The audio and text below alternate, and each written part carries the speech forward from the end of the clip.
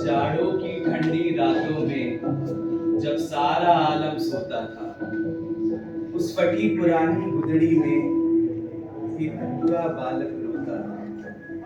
माँ ने छाती से चिपकाया, आंखों में आंसू भर आए। माँ बड़ी बेबस थी, कैसे बालक को बहलाए। किस्मत भी उनकी फूटी थी, भाग्य भी उनका रोता था। उस फटी पुरानी गुदड़ी में एक भूखा बालक रोता था। वो बच्चा मैं था।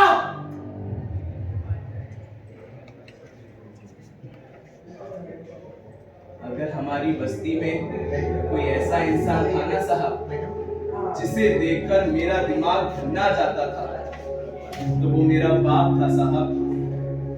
देर रात शराब के नशे में धुत होकर आना, मेरी माँ को भद्दी भद्दी गालियां सुनाना, उसे बेहिसाब पीटना और उसका तड़पना साहब।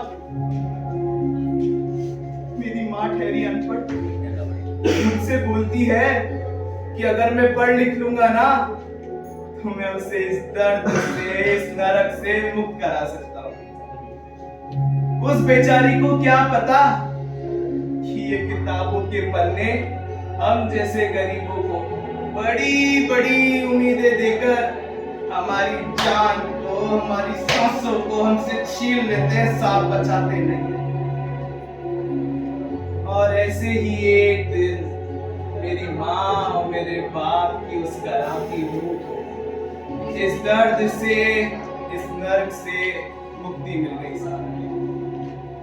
सुनिएगा, रात 2:30 बजे की बात है। पूरी बस्ती में मेरी माँ की चिल्लाने की आवाजें आ रही थी। मगर आज मेरी माँ मेरे बाप को रोक नहीं रही थी साहब। आज वो मुझसे मदद की गुहार लगा रही थी। हे माधव, हे माधव। उसकी चीखें आज तक मेरे कानों में सुनाई देती है साहब, आज तक सुनाई देती है। पर आज मुझे अपने बाप पर गुस्सा नहीं आ रहा था साहब। आज मुझे अपनी माँ पर तरस आ रहा था कि कैसा बंदे बेटा किया है, जिसने संस्कारों की जंजीरों में इतना निर्णय जा चुका है कि उसे बचा भी नहीं सकता।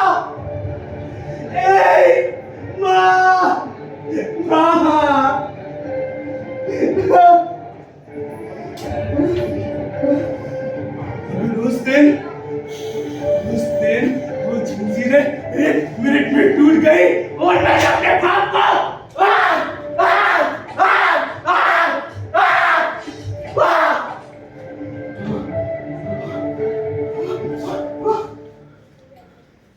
मेरा बाप दर्द से करा रहा था साहब।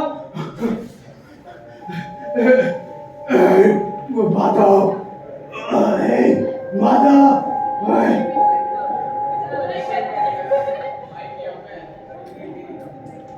अगर मैं खुश था साहब, मैंने अपने बाबा को मुक्ति दिला दी। माँ देख माँ, बाबा को मुक्ति मिल गई। मेरे बाबा को मुक्ति मिल गई। बाबा बताओ ना, अब जश्न होगा। मेरे बाबा को मुक्ति मिल गई है। माँ, अब हम दोनों आजाद हैं माँ, आजाद हैं।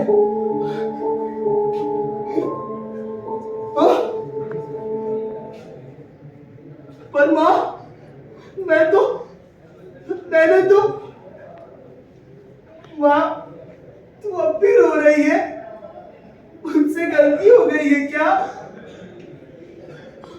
तू रो मत, मैंने ये सब तेरे लिए तो किया है माँ।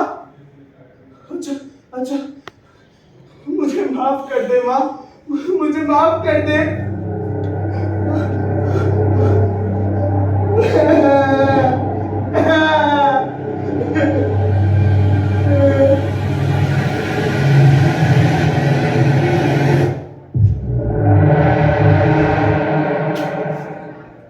अचानक से सब अच्छा हो गया। मैं खुश था।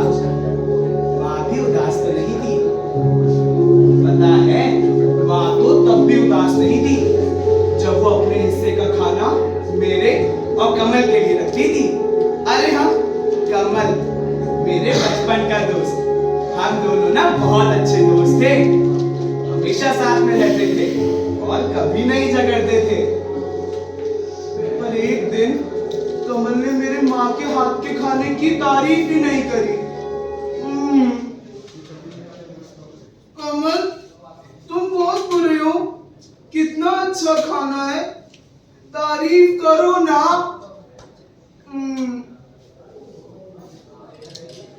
फिर क्या था, मैंने कमल से दोस्ती तोड़ ली और बस्ती वाले आज तक बोलते हैं कि उन्होंने तो कभी कमल को देखा ही नहीं। अरे माँ, हाँ तो बहुत अच्छी है, मैं माँ से बहुत प्यार करता हूँ।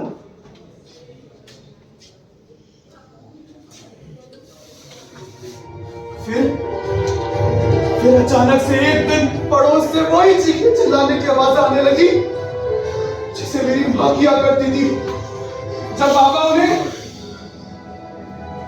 मैं सहम सा गया। पिछले 20 सालों के वो सारे घाव जिन्हें मैं इतने महीनों से अनदेखा कर रहा था, सब मेरे जिस्म पर ताजा हो गए। अचानक से मेरा खून खौलने लगा, मेरी आंखों के सामने अंधेरा छा गया। मुझे लगा मैं मरने वाला हूं। मैं मरना नहीं चाहता था। मैं अपनी मौत के समय उस इंसान के बारे में नहीं सोच सकता जिससे मैंने जिंदगी भर नफरत करी है।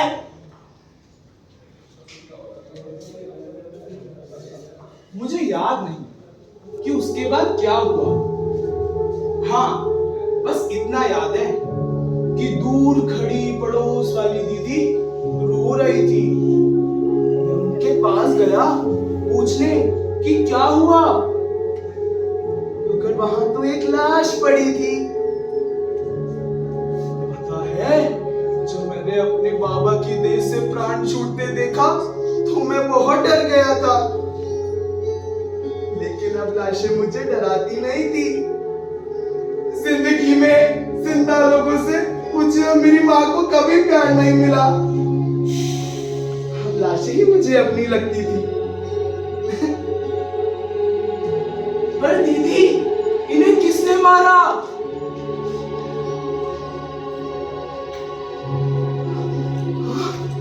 खून!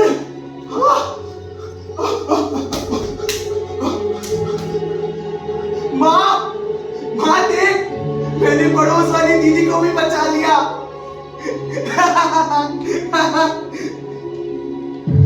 माँ, माँ क्या हुआ? तू इतनी घबराई हुई क्यों लग रही है माँ? तुझे पता है ना, वो आदमी दीदी को कितना परेशान करता था। तुझे तो पता है ना, दीदी कितना डर में थी। मैंने उन्हें बचा लिया। जैसे अपने बाप को मारा, उसे भी मार दिया।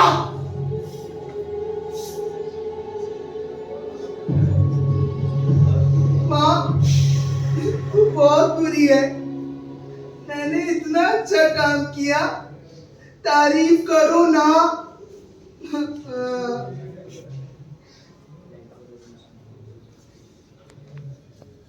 माँ, माँ, तुझे पता है ना मैं तुझसे कितना प्यार करता हूँ। माँ, तुझे पता है ना मैं तुझसे कितना प्यार करता हूँ। तू कुछ बोल क्यों नहीं रही है माँ? तू भी मत बोल। वो पड़ोस वाला आदमी भी कुछ नहीं बोला था, कमल भी कुछ नहीं बोला था। कोई मुझसे प्यार नहीं करता, कोई मुझसे बात नहीं करता। है ना कमल?